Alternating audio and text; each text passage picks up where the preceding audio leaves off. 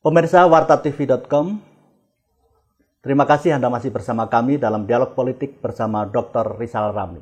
Kita lanjutkan diskusi kita kali ini. Pak Rizal, kita lanjutkan diskusi kita kali ini.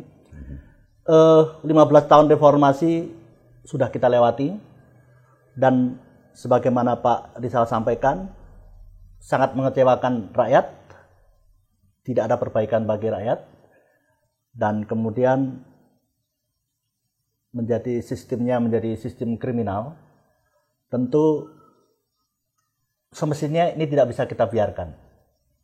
Menurut Dr. Rizal Ramli, langkah yang paling mendesak harus kita lakukan sesungguhnya apa kali ini?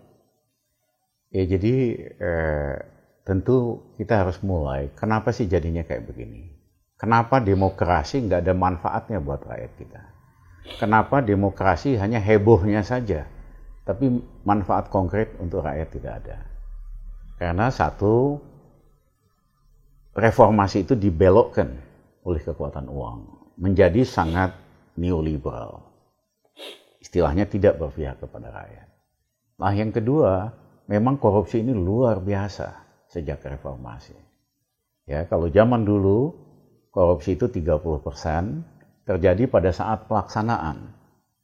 Kalau sekarang, sejak 10 tahun terakhir, korupsi itu selain pada saat pelaksanaan 30%, juga terjadi pada saat pembahasan dan rancangan daripada proyek-proyek pada level DPR dan pemerintah. Nambah lagi 15%. Belum pernah terjadi korupsi ini sampai total 45% dari total anggaran pembangunan. Ya, saya ucapkan selamat kepada Presiden SBY atas prestasinya meningkatkan korupsi dari biasanya 30% ke 45%. Bukan malah mengurangi. Malah bukan mengurangi. Nah, jadi apa yang perlu diubah? Satu yang perlu diubah, demokrasi tanpa penegakan hukum itu hanya menguntungkan para politisi, hanya menguntungkan partai politik, tapi sama sekali tidak menguntungkan rakyat. Saya kasih contoh ekstrim. Singapura bukan negara demokratis, tapi penegakan hukumnya hebat sekali. Rakyat merasa dilindungi hak-haknya, kalangan bisnis juga merasa dilindungi. Sehingga Singapura jadi tujuan lokasi investasi yang paling menarik di Asia. Sementara kita ada demokrasi tapi tidak ada penegakan hukum. Ya, ada cuman ecek-ecek dengan hukuman hanya 3 tahun, 4 tahun. Ya, sehingga rakyat tidak merasa dilindungi. Rakyat yang punya keluhan nggak ada tempat untuk menyalurkan, meminta keadilan. Pengusaha juga merasa tidak dilindungi. Nah, jadi kalau kita ingin demokrasi itu ada manfaatnya untuk rakyat, itu harus diikuti dengan penegakan hukum yang tidak pandang bulu. Sama hukum itu untuk semua. Yang kedua, arah kebijakan ekonomi yang terlalu neoliberal, yang hanya menggantungkan kepada kekuatan modal internasional, yang hanya menggantungkan pada prinsip siapa yang mampu, siapa yang bayar, dia bisa ngapa-ngapain, siapa yang nggak bayar, nggak usah ikutan, itu kita harus ubah menjadi ekonomi konstitusi. Karena ekonomi konstitusi yang dirancang oleh para pendiri Republik Indonesia jelas-jelas memberikan hak untuk mendapat pendidikan, mendapat kesehatan, makan dan sebagainya tanpa memandang daya belinya. Dan itu Indonesia harusnya mampu lakukan karena negara kita ini kaya. Nah, tetapi ini adalah cita-cita ideal. Kita juga harus memilih pemimpin-pemimpin di semua level, mulai dari presiden, gubernur, bupati, berdasarkan visinya. Karena pemimpin di seluruh dunia tidak diingat karena pencitraan, tapi karena visi. Orang tanya misalnya Gandhi apa? Seluruh dunia tahu Gandhi itu pejuang demokrasi tanpa kekerasan. Orang tahu Martin Luther King apa? Atau Soekarno, pejuang melawan neokolonialisme dan kolonialisme. Jadi pemimpin itu sebetulnya pegangan utamanya visi. Nah, yang kedua adalah karakter. Pemimpin itu jangan pagi delik, malam tempe, berubah terus tergantung situasi. Tapi dia harus memiliki karakter yang kuat. Yang ketiga, dan ini jauh lebih sulit, apa yang kami sebut sebagai kepemimpinan operasional atau operational leadership. Bagaimana visi yang bagus diubah menjadi kenyataan. Nah, banyak di Indonesia itu konsepnya bagus-bagus, tapi tidak memiliki kemampuan untuk melaksanakan.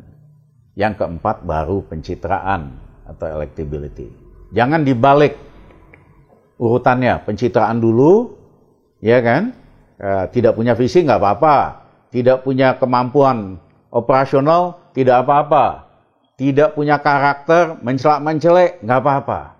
Akhirnya kalau urutannya kita balik, pencitraan dulu baru yang lain-lainnya, maka akhirnya bangsa Indonesia itu yang sibuk ngurusin pemimpin, bukan pemimpin sibuk ngurusin Indonesia.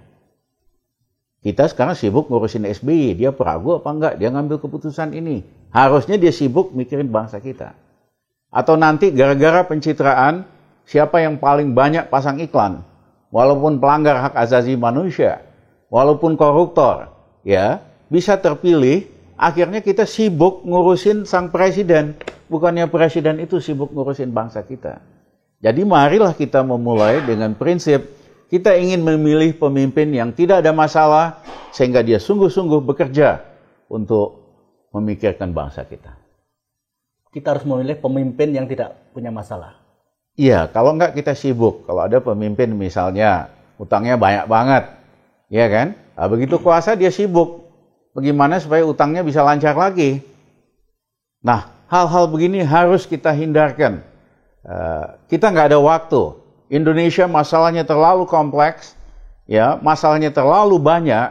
Kita nggak ada waktu untuk presiden yang baru belajar lagi atau presiden yang sibuk ngurusin masalahnya. Apakah soal hak asasi, soal hutang, soal kredibilitas dan sebagainya. Dalam konteks pemimpin sekarang, apa Dr. Rizal Ramli melihat kurang memikirkan rakyatnya? Ya sekarang kan yang punya uang tinggal pasang iklan, rakyat ditipu lagi gitu lah. Yang bisa pasang spanduk. Tetapi saya katakan model kepemimpinan pencitraan itu hanya lipstick. Tidak ada pemimpin di dunia yang hebat yang modelnya hanya pencitraan. Coba kita lihat di Asia. Siapa pemimpin yang bisa membawa bangsanya mengejar negara barat? Mahathir. Modalnya jelas bukan pencitraan. Modalnya visi, karakter, kemampuan untuk membuat mimpi jadi kenyataan. Deng Xiaoping, Lee Kuan Yew, Ali Sadikin dulu pemimpin gubernur Indonesia. Tapi kalau kita hanya modal pencitraan, tidak akan mampu. Bangsa ini akhirnya sibuk ngurusin presidennya, pemimpinnya. Oke Pak Dr. Rizal Ramli, kita harus rehat sejenak. Dan para pemirsa, jangan kemana-mana. Kita akan mendiskusikan persoalan pencitraan ini lebih lanjut. Menurut Dr. Rizal, tidak ada di dunia ini pemimpin yang hanya mendasarkan pada pencitraan, memoles-moles diri agar tampil cantik di depan publik akan berhasil. Jangan kemana-mana, nanti kita lanjutkan pada segmen berikutnya.